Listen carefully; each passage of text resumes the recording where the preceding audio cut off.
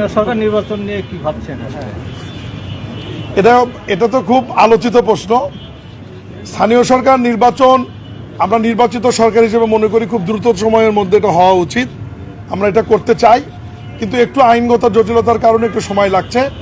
সেটি হচ্ছে যে বিগত অন্তর্বর্তীকালীন সরকার স্থানীয় সরকারের 5টি স্তর, সিটি কর্পোরেশন, জেলা পরিষদ, পৌরসভা, উপজেলা পরিষদ, ইউনিয়ন পরিষদ, অধ্যাদেশ জারি করে এই নির্বাচনগুলি বাতিল করে সেখানে প্রশাসক নিয়োগের বিধান করেছে। এবং এই নির্বাচনগুলো অতীতে যেরকম জাতীয় প্রতীক, ধানের শীর্ষ, এরকম বিভিন্ন প্রতীকে নির্বাচন হতো, সেই প্রতীকটি বাতিল করে সাধারণ প্রতীকে নির্বাচনের জন্য প্রস্তাবনা করেছে। এই অধ্যাদেশগুলি সংসদের প্রথম অধিবেশনে উপস্থাপন করেছে আইনমন্ত্রী। এরপরে বিশেষ কমিটিতে আছে।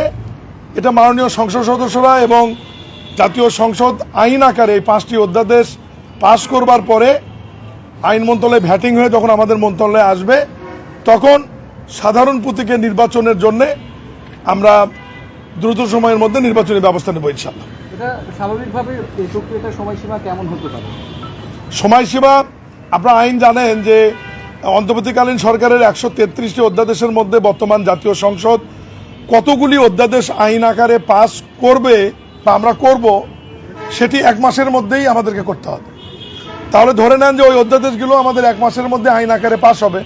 আইন আকারে পাস হয়ে আইন মন্ত্রণালয় ভ্যাটিং হয়ে আমাদের কাছে যাওয়ার পরেই তারপরে আমরা কোন নির্বাচনটি আগে করব, কোনটি পরে করব, 5টি স্তর, 5টি নির্বাচন তো আর একসাথে করা সম্ভব না।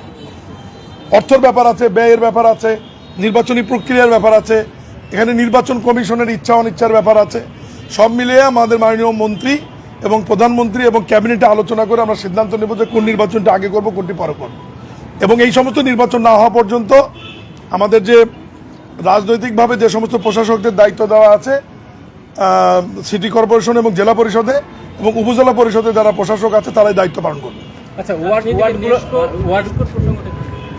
ওটা বলেছি একটু।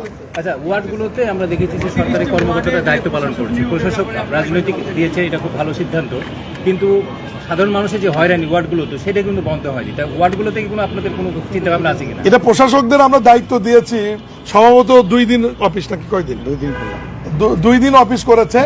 আসলে 12 জন প্রশাসক কাজ শুরু করার পরে তাদের যদি সমস্যা মনে হয় বা জনগণের কাছ থেকে যদি এই বিষয়ে কোনো দাবি আসে, তারা যদি আমাদেরকে জানায়, তখন এটা আমরা মাননীয় প্রধানমন্ত্রী এবং মন্ত্রীর সঙ্গে কথা বলে আমরা পরবর্তী ব্যবস্থা নেব।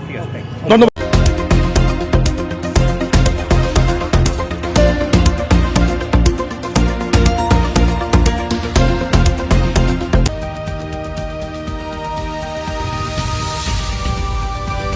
Oral News 24